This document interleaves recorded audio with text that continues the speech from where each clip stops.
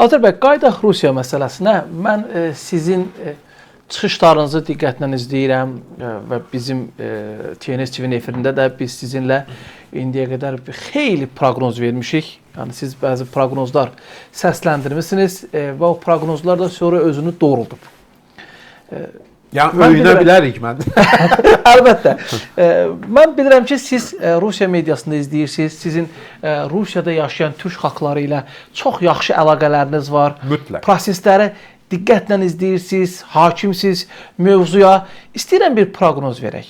Bax, Rusiyanın parçalanması ilə bağlı fikirlər səsləndirdiniz. Mən sizin fikirlərinizlə razılaşıram.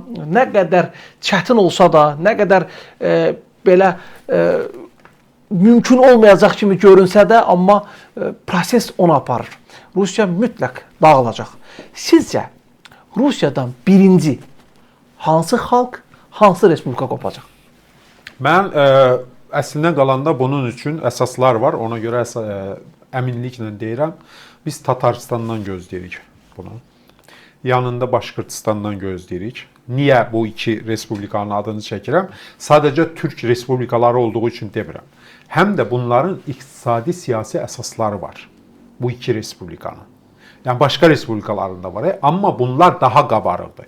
Bugün Tataristan azad bir dövlət olsa, bizim kimi məsələn, müstəqil Azərbaycan kimi olsa, əmin olun ki, Azərbaycandan zəif olan deyil. O imkanlar var o ölkədə. Özünün ağır, yüngül sənayesi ilə, təbii sərvətləri ilə, nefti ilə. Yəni müstəqil yaşaya bilməsi üçün bütün əsaslar yaradılıb da. Çox rahat, çox rahat. O çox vacibdir. Ərazisi bizdən böyükdür. Təbiəti çox zəngindir. Mən olmuşam Tataristanda bir neçə dəfə. Yəni həqiqətən də cənnət bir respublikadır ora. Cənnət. İqtisadi resursları da öz yerində. Nefti bir tərəfdən, ağır sənayesi bir tərəfdən, ümumiyyətlə insanları çox gözəldir oranın. Tatarlar misal üçün həqiqətən də çox unikal millətdir. Yəni bizdən olduğuna görə demirəm. Onlarda məsələn böyüyə kiçiyə hörmət məsələsi, adət-ənənə, nə bilim milli dəyərlərə sahiblənmə çox yüksək səviyyədədir. Ona görə baxın Rusiya oranı sıxır daha çox. Başqırtistanı, Tataristanı sıxır. Ən çox oranı. Deməli təhlükə oradan. Bəli. Təhlükəni oradan gözləyir. Eyni şeyi də Başqırtistan haqqında deyirəm. Çünki bunlar iç-içdədirlər də, yan-yana respublikalardır. Üstəlik də Tataristanda Başqırtlar, Başqırtistanda Tatarlar yaşayır, qarışıqdılar. Əslində onları belə biraz yan-yana qoysaq, bizimlə Türkiyə kimidirlər. Yəni dilləri falan çox yaxındır, adət-ənənə çox yaxındır, bir-birlərinə çox bağlıdırlar, çox mehribandılar bir-birləri ilə.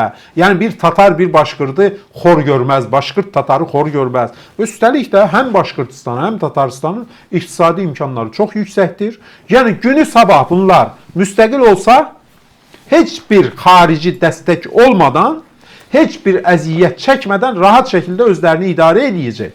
Və üstəlik də zənginliklər başdan aşacaq. Yəni çünki bugün Moskva onların təbii sərvətlərini, bütün var-yoxunun 75%-ni talayır. 75%-ni. Bilirsiniz nə deməkdir? Siz Rusiyada olanlar, indi bizə baxanlar arasında da var yəqin. Siz gedin Tataristanın kəndlərinə baxın. Şəhərləri demirəm, kəndlərinə. Yəni sadə insanların yaşadığı. Və gedin Rus əhalinin yaşadığı kəndlərə, başqa yerlərdə, başqa vilayətlərdə, respublikalarda baxın. Tatar kəndləri abad, səliqəli, hiss olunur ki, insanlar rahat yaşayır, yaxşı yaşayır. Amma Rusların yaşadığı yerlərə gedib görəcəksiniz ki, adamlar bərbad gündə yaşayırlar. Araqdan içirlər, küçədə dava salırlar. Bir-birlərini söyürlər və s. Tatar kəndində adət var, ənənə var, dinə bağlılıq var, müsəlman hissəsində, əməlli başlı. Yəni səliqə-səhman var, böyük-kiçik var. Ona görə də Tataristan günü sabah azad oldu mu? Rahat bir şəkildə bizim kimi, biz məsələn Azərbaycan Respublikası çətinliklərlə başladıq da müstəqilliyə. Bəli. Torpağımız işğal olundu, iqtisadiyyatımız dağıldı. Yəni bizim müstəqil iqtisadiyyatımız da o qədər böyük deyildi. Çünki bir tərəfimiz mütləq Rusiyaya, başqa respublikalara bağlı idi. Məsələn zavod buradaydı, xam mal tutaq ki Rusiyadan gəlirdi, nə bilim, başqa respublikadan. Yaxud burada nəsə istehsal eləyirdi ki, onun bir parçası Rusiyanın bir dərəsindən, bir başqa parçası başqa yerindən gəlirdi. Əlaqələr qırılan kimi zavodlar dayandı, fabriklər dayandı filan. Tataristanın o problemi yoxdur. Tataristan özü-özünü təmin eləyəcək. Yəni biz sıfırdan başladıq, amma onların Onlar imkanları daha üstə genişdir. gəl, Tataristanı niyə deyirəm? Çünki Rusiya bu Putin dövründə bilirsiniz də o respublikalar da müstəqilliklərini elan etmişdilər. Yəni suverenlik aktı qəbul etmişdilər 90-cı ildən üzbəri və Rusiyada əslində onların o suverenliyini Yeltsinin dövründə daha çox tanımağa meylli idi və tanımışdı da. Rusiya Federasiyası dövləti ilə məsələn Tataristan, Başqırtıstan arasında müqavilələr bağlanmışdı. Digər respublikalarla da. Ki, yəni iki tərəfli münasibətləri tənzimləmək üçün orada mümkün qədər bunlara çox müstəqillik verilmişdi. Həmin o razılaşmalarda. Amma Putin gəldi, yavaş-yavaş o razılaşmaları ləğv etdi, dəyişdirdi və s. Son addım da nə oldu? Son addım oldu ki, respublika prezidentlərinin prezidentliyi ləğv edildi. Yəni ad olaraq. Çünki respublikaların rəhbərləri prezident adlanırdı. Onları ləğv elətdirdi. Tataristan dirəniş göstərdi. Ləğv etmədi. Və bir xeyli dayandı. Digər respublikalar ləğv etdilər, onun adını dəyişdilər. Moskvanın təlimatı ilə oldu deməli başçı. Bəli. Biz bununla bağlı sizdə danışmışıq. Yəni bizdə icra başçısı yoxdurmu? Filan rayonun filan şəhər. İndi Rusiya respublikalarının rəhbərlərinə başçı deyil. Bəli, Tataristan başçısı, Çeçenistan başçısı. Amma Tataristan bu məsələdə dirəniş göstərdi. O birlər dəyişdilər, elədilər başçı. Tataristanda prezident qalmışdı. Sadəcə olaraq Moskvanın o baskılarına çox dözə bilmədilər. Amma yenə də dirəniş göstərdilər. Tataristanın başçısına rəis deyilir. Tataristanın rəisi. Yəni fərqli olaraq saxladılar adı.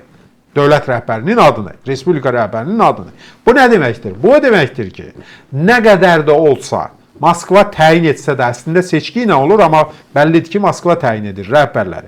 O rəhbərlər arasında Minnixanov, indiki Tataristan rəisi, o yenə dirəniş göstərdi və digər respublikalardan fərqli olaraq Tataristan rəhbərinə rəis deyilir. Yəni başçı deyilmir. İndi bunun yanında bir məsələ də var. Tataristanda misal üçün o milli qüvvələr, özünü dərk etmiş qüvvələr digərlərinə baxanda həddən artıq çoxdur. Həm içəridə, həm dışarıda. Ondan savayı Tataristanda hətta ayrı-ayrı nazirlər arasında milliyyətçilər vardı. Milliyyətçilər, türk milliyyətçilər. Rusiya onların hamısını yığışdırdı. Onlardan sonuncusu Engel Fəttahov, təhsil naziri idi Tataristanın. Türk dünyasına könül vermiş, Türklüyə könül vermiş bir adam idi. Və bunu işdən çıxartdırdı Moskva. Təbii ki, qoymaz belə bir adamı. Bununla da qalmadılar, indi onun məhkəməsi gedir. Adını qoyublar, korrupsiyaya bulaşıbmış. Amma əslində məsələ korrupsiya deyil. Engel Fəttahov Türk milliyyətçisidir, Tatar milliyyətçisidir, orada elə deyirlər. Təhlükə görüblər. Rusiya bu cür adamları təmizləyir. Ki, olmasın. Yəni bunlar azalsın, xalq qorxsun. Amma iş ondadır ki, Rusiya nə etsə də mümkün deyil. Bu proses dayanan deyil. Bunun qarşısını almaq mümkün deyil.